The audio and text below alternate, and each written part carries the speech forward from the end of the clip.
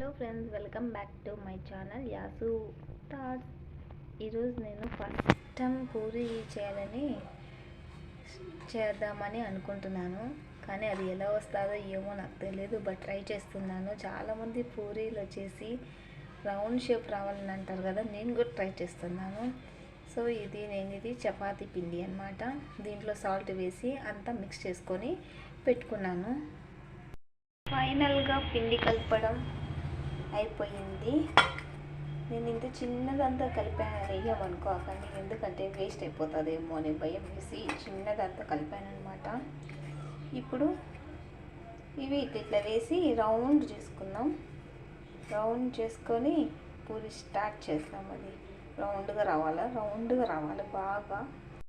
రంగంలోకి దిగేస్తాం. పూరి ఎలా స్టార్ట్ చేయాలో చేసేస్తాను. ఇదే నాకు వచ్చిన విధంగా నేను పూరి అనేది చేస్తున్నాను. రౌండ్గా చేద్దామని నేను ట్రై చేస్తున్నాను అనమాట. ఇది రౌండ్ వస్తుందని నాకు తెలియదు, కానీ రౌండ్ అయితే వాళ్ళకి చేయడానికి ట్రై చేస్తున్నాను. రౌండ్ అయితే బాగానే వస్తుంది. ఇక్కడ కింద ఇట్లా పరుచుకోపోకుండా ఉండడానికి పౌడర్ టిప్ వేసుకుంటూనండి.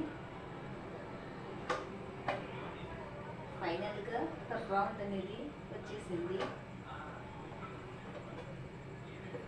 ఎస్, పూరి అనేది వచ్చింది.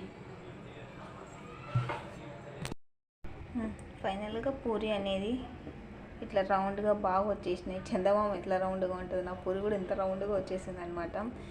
ఈ కిచెన్లో కూర్చొని నాకైతే